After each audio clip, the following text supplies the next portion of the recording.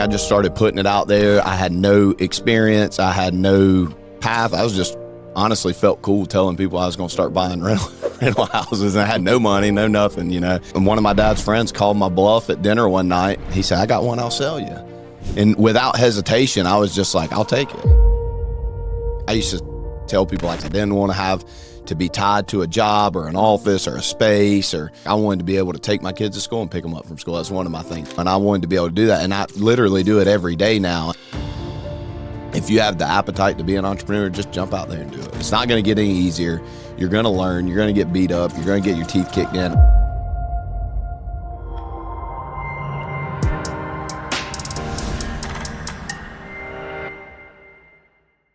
Welcome to this week's episode of No Suits Allowed. I'm your host, Connor Rodich, and I'm here with a very special guest today, Walker Thompson. He's a good friend of mine and someone that I have a lot of respect for. We've ran across paths of one another in Greenville, South Carolina when I made the move from Tulsa to Greenville. And he's got a very interesting story, and a story that might resonate with you or someone you know. And so if you have the opportunity, please like and subscribe. Share this out. This is a really it's a great person, great entrepreneur, and someone that has a lot of business experience. And so I'm really excited to share the story today of Walker and get into it. So how we doing, man? Thanks for being here, brother. Yeah, man. Appreciate you having me. And we're going to get into his story today, and hopefully you'll be able to take something from this episode. I know that he's got great experience in real estate and roofing, all these other spaces. And so share us a little bit about your story and what you got going on, and we'll just hop into it and we'll have a good time today. It'll be a lot of fun. Yeah. So. Yeah. Appreciate you having me on. And, you know, no suits or no suits allowed. Come on, man. Yeah. Just putting out there, this is like my first real podcast. It's just been like me. So I've been on some like assisted and sitting with other people. So you're the first man one. today. You're the interviewee today. Yeah. So new ground for me. But yeah, man, talking about entrepreneurship, I've been through goods and lows and highs and downs. And, you know, started out when I think I told you yesterday while we were playing golf, I was about 18. I agreed to buy my first rental house. This was like the start of my entrepreneurial journey. And my wife, her dad, who's now passed away, was into real estate, and I, you know, saw his life and what he had done and how he had, you know, honestly was living day to day. And I was like, man, this is something I need to get involved in. And, you know, you hear of everybody. I mean, all of us know like, everybody makes all this money in real estate. And so I just started putting it out there that I was going to buy rental houses. You know, I didn't know flipping or commercial or any of that. I just knew, hey, I was going to buy rental houses and rent them out to people and make money. And honestly, it was like the weirdest thing. I just started putting it out there. I had no experience. I had no path. I was just honestly felt cool telling people I was going to start buying rental houses. And I had no money, no nothing, you know.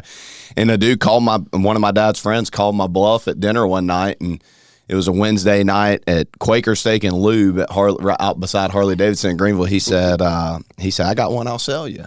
And without hesitation, I was just like, "I'll take it." I mean, just like, okay, you know, didn't know the deal, didn't know the price, didn't know anything. I was just willing. He said he'd owner finance it to me, kind of explained that process to me. And I was like, I'll take it. And so, you know, I think a couple of days went by and I was trying to figure out, you know, we had talked terms, and I think I even told you this yesterday. I was like, man, I don't even have enough money for the down payment. He wanted $4,000 down.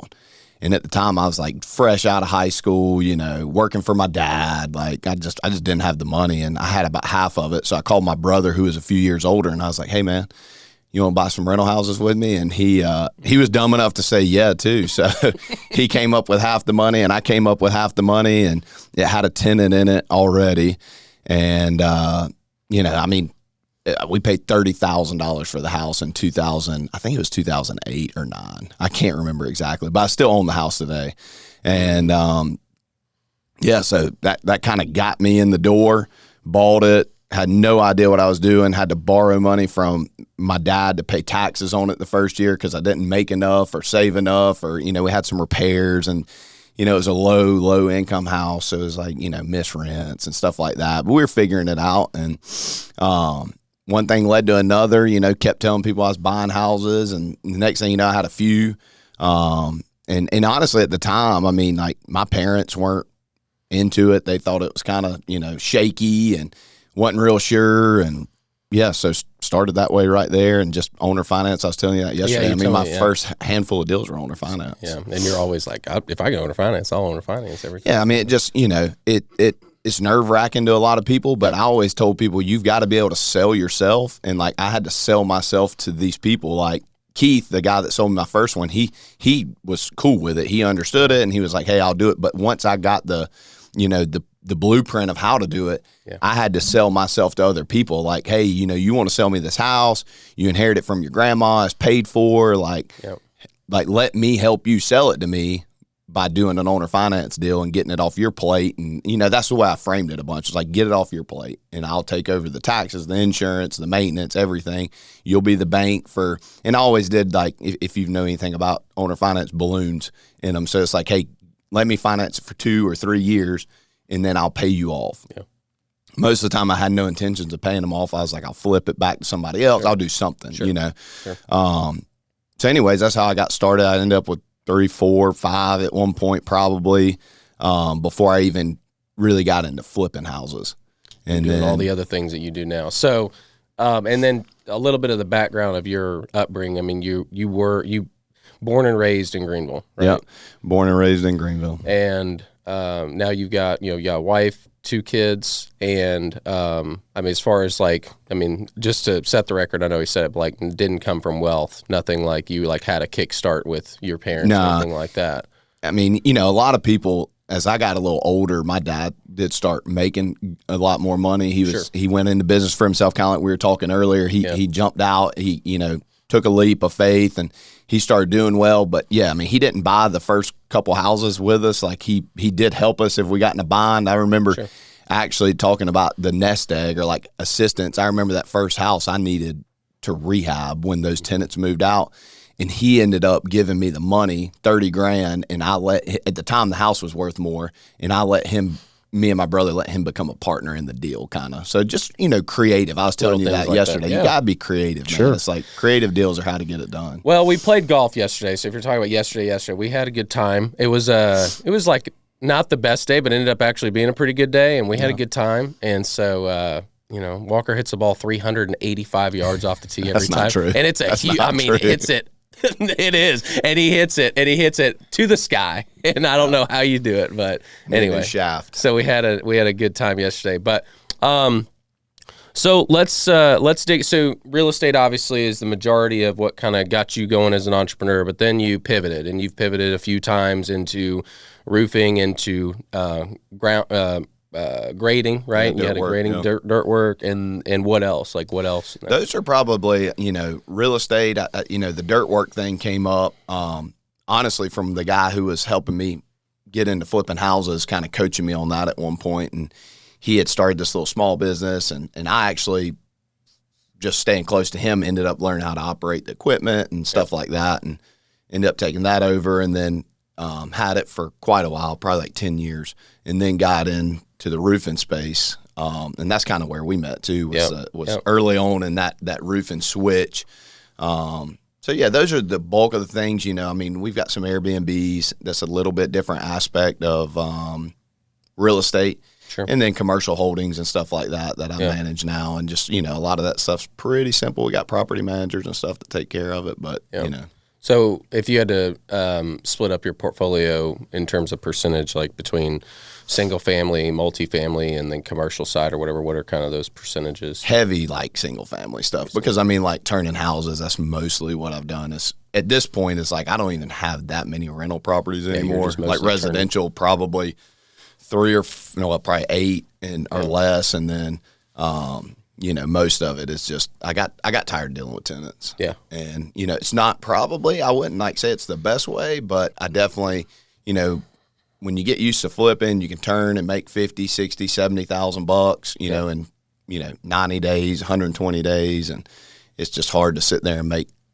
$300 a month on rent, sure. By the time you pay your taxes and insurance and upkeep and all that. So yeah, you said 3 to 5 flips at a time typically is what you got going on. I've got, like I said yesterday, I've got a couple new constructions that are right beside each other going on right now in downtown, and then probably like 3 or 4 flips kind of in the works right now. Can you see me, by the way? I know we're talking. I mean, this is fine. We keep the camera rolling, but can you see my face with it like this, or should I? It's all right. Should I turn here? Let's do this. You got the whole. I like the vibe, you know. Yeah. I had the backward Give us hat. a transition though of like while he's talking. Let's see. Oh, okay. All right. Go ahead. You talk. Yeah. Yeah. Keep talking just about how great your driver is. And Yeah, that driver hit it a long ways, didn't it? Long Last thing you ways. said was you had some downtown projects. That's where you. Yeah, just some new builds downtown that are actually coming out of the ground right now, and some flips and stuff like that. So we like to have fun. All right. So, all right. So let's get into some of the more nitty gritty stuff. So you didn't have to. I mean, I even knew this. I didn't know how well you did in the real estate side until more recently, or really towards the end of our working relationship with the Cornerstone stuff. But like, you don't have to be doing those things in like a humble way, but like you decided like, hey, I want to go into that space, or want to go into the space. Like, you're very well established in the real estate side. So I'll ask this as a final question. Like, what really motivated you to like make a change there and go into a different space? Because I mean, real estate's always going to cook, but I mean, like, what made you want to do that? And then we'll start talking about some of the difficult times and kind of what you're going through now. I guess that first pivot or additional thing that I started doing, because I had like a day job. I was in the fire service, and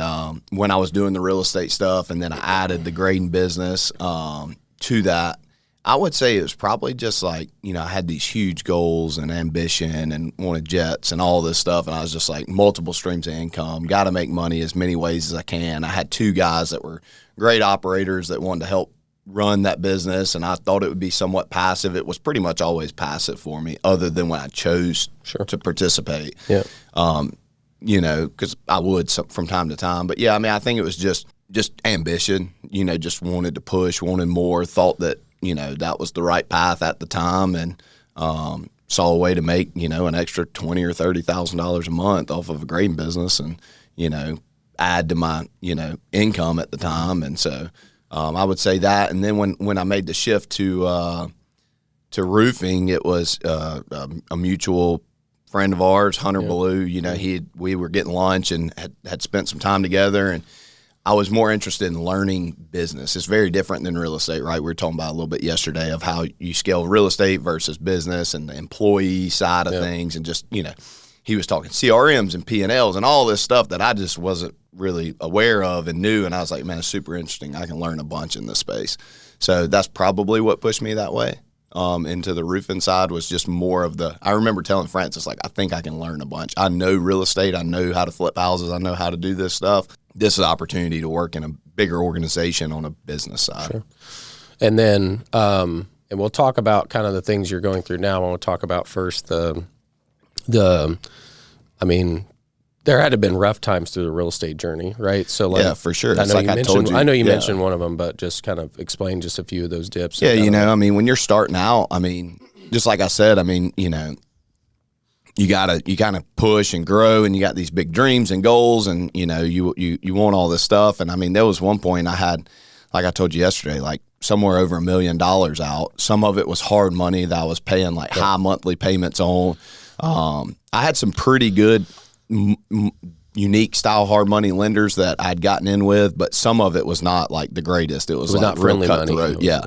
And I remember, man, like I tell people this all the time, I probably had, and I think I told you yesterday, a few $100s to my name, like, and I'm like, oh, all these payments. And like, I was just like, man, like something's got to give. I just vividly remember I was actually building houses at that time too. I had some new construction going on, and they were sitting on the market, and, so I remember some of that, like, real tight times. And like, I tell people that all the time, like, you got to kind of have an appetite for it to some degree. And I was kind of dumb enough, just like, if I fail, I fail, and like go broke, and I'm young, I'll start over kind of thing. So I don't think, I mean, the differences of now versus then are definitely different with family. I'm much and more conservative. Yeah.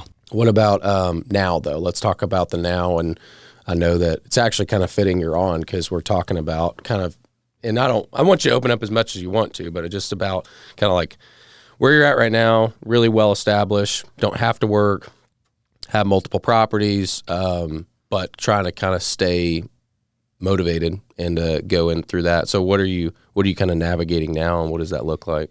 Yeah, I mean, not to keep reverting back to yesterday, but I was just kind of telling you yesterday, it's like I really haven't had like a day job in like over a year now. And it's just been a very unique, it's like you work hard. I mean, I used to tell people like I wanted to be able to take my kids to school and pick them up from school. That's one of my things. Like I didn't want to have to be tied to a job or an office or a space or, and I wanted to be able to do that. And I literally do it every day now. And I spend every day with my wife, which is great. And, we travel a bunch and, we've got a place in Montana that we stay at a lot. And, but it's been a unique thing. It's like almost, I was telling you, my therapist was saying like, you're so used to like chaos and now like you have no chaos and now you're maybe trying to create chaos in your mind and just like drumming up stuff that ain't really going on. And just, it's not that you're, you were mentioning you had another buddy that might have been in the same space and just kind of like, I don't know how to put my hand on it, but it's very unique feeling. And he hasn't actually been on. I hope to get him on sometime, but yeah, he sold his company for $46 million and then was like,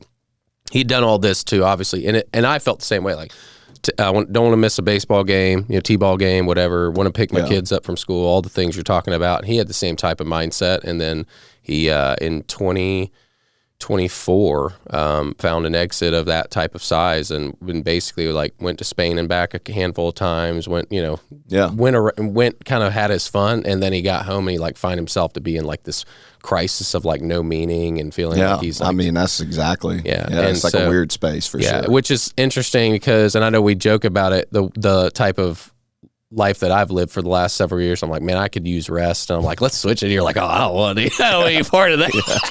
It's like, a happy medium, I guess. Yeah, it's a happy medium. And I think for someone like you, I mean, and obviously you'll figure that out as you go here, but yeah, it's definitely something that it's not uncommon to hear that, like when I was telling you about my other buddy that's, going through a very similar thing. And, people might look at that a certain kind of way, people that are, in the grind, even people like me. I mean, I do well, but I mean, I don't have the level of, established real estate portfolio and all the things. And that's why I like, yesterday I'm trying to be more intentional to rubbing shoulders with people like you. But yeah, I mean, it might seem like kind of first world problems type jokes or whatever, but like it's real. Like it's at least from the friends that I have that have been in that position.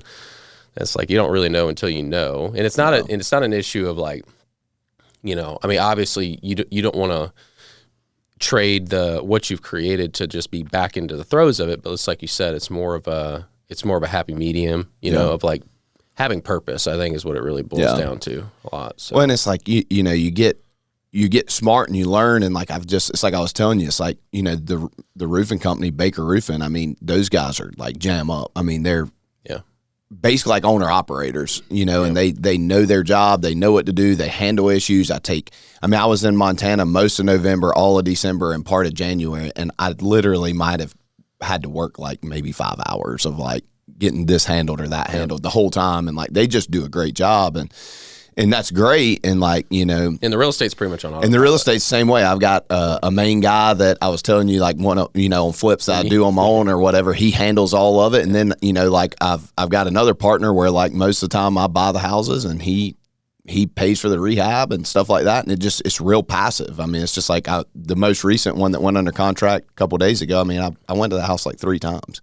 And that was because I was bored, I mean, I didn't have to go. I didn't have to go over there. So, but yeah. And all of your stuff you're doing, most everything you're doing is here in Greenville on the real estate side, yeah? Yeah, I'm looking at a property out in Montana. I've got a buddy who owns a big brokerage out there, and he's got a small farm that he wants to try to like see if we could flip. So I'm actually looking at that next week when I'm out. Like, just something different. He brought it to me, and it seems like there's pretty good, return in it. It might be a little slower, but, anyways, just looking at different stuff. But yeah, pretty much I've never really ventured out to like flip houses like in other parts of the country or even really outside of the upstate South Carolina.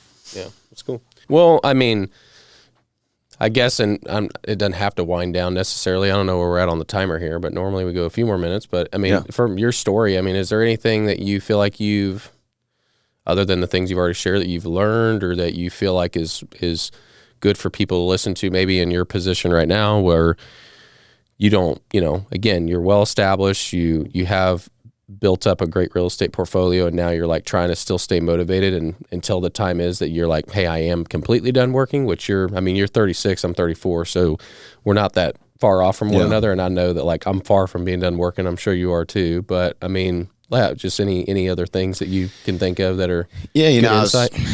I think some of it's almost like a stagnant right now. I think some of it's like you check a lot of these boxes, like you get the cars you want and you get the houses you want. And, I think kind of the Montana house when I bought it last summer was like a check that was kind of like, all right, well, what's next? And it's like, I think, I've been even thinking about it since we played yesterday and we're talking about it. I think it's just like you got to find that new next thing. And it doesn't necessarily have to be monetary. It could be, working inside of a nonprofit. I don't really know yet, and I don't have that answer. But I would just say,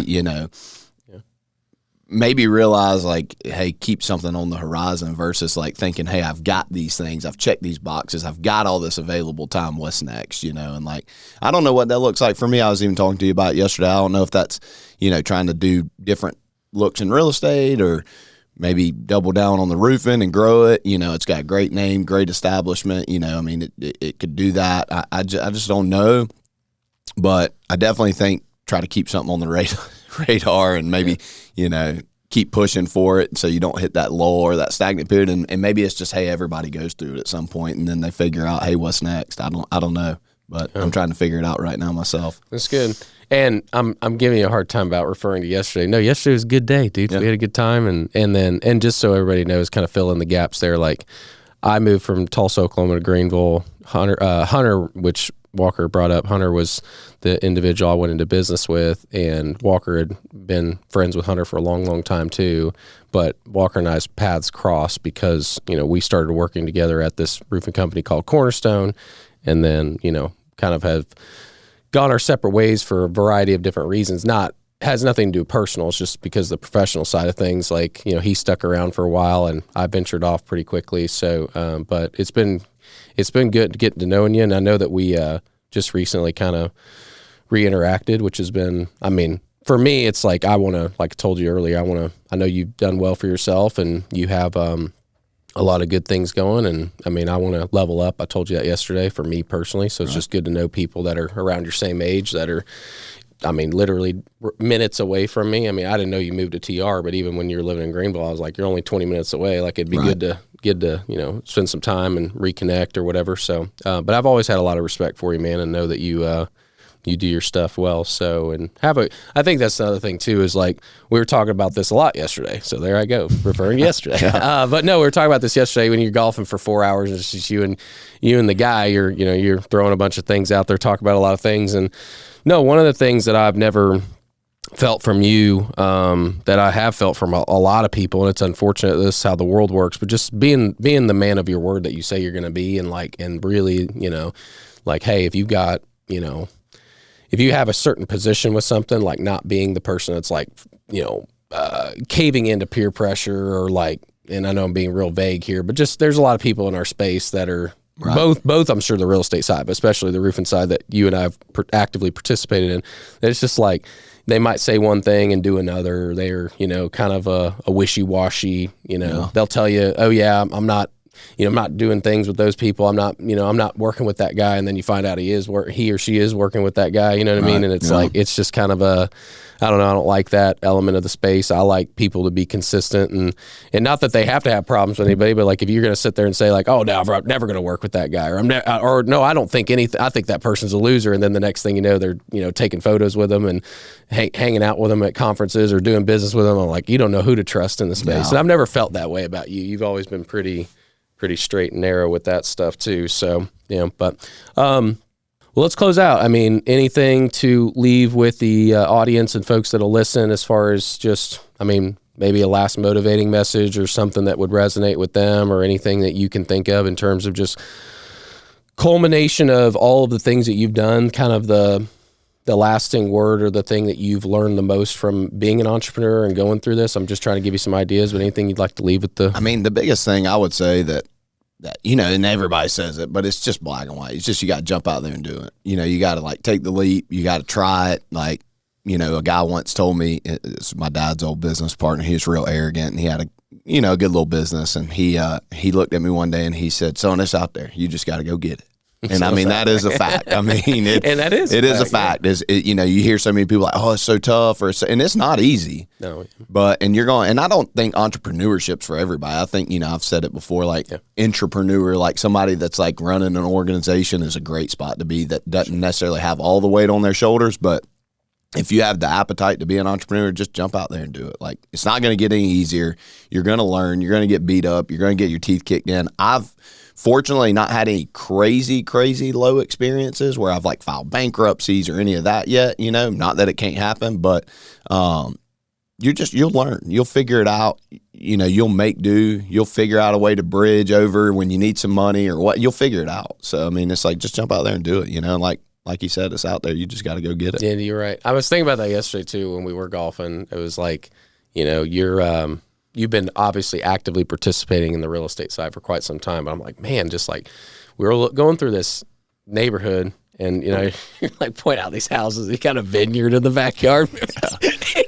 I don't even think, did you notice that was back there? I never really paid attention. You never really paid attention. You played that guy. And I go, brother, those people are doing so well. They have a vineyard in their backyard. Yeah. And you're like, he's just like busting out laughing. But, I was kind of the moments when you're sitting there and you're like talking to you or like looking at these houses and it's not there's no envy from me. I think the ultimate, thief of joy is just like being envious or like comparing yourself, all those things. But like I do sit there and I'm like exactly what you said. It's like, man, it's out there. Like the stuff with the real estate side, even local to Greenville though. I'm saying it's like you don't have to go to like Gatlinburg, Tennessee or go mess around. No. Like it's right here. Like you've made your good fortune here, and so have a lot of other people. But just like, and that's not even I'm not saying it's not a beautiful neighborhood. It is, but that's not like the premier neighborhood of like all Greenville or all. That's like it's just another area. Just one of them. I mean, those are the thoughts that run across my mind. Is like I'm just like, man, these people got a vineyard in their backyard, and like it's out there for sure. So, well, it's been good catching up, brother. Thanks for coming Appreciate on. Having me on. Yeah, and I don't have anything else to share, so we'll wrap it up. How about that? All right. Yeah. Love it. All right. Well, thank you for joining this week's episode of No Suits Allowed, where we talk about the raw and unfiltered voices of entrepreneurs and business leaders. And we just hope that you enjoyed the episode. Walker here is a real good guy and someone that I have a lot to learn from and someone that I look up to, especially with just his wisdom and the things he's done in business, because I'm trying to level up. So, but if you enjoyed this conversation, enjoyed the story, please make sure you share, like, subscribe, do all the things, and we'll see you on the next episode. And that's a wrap for No Suits Allowed.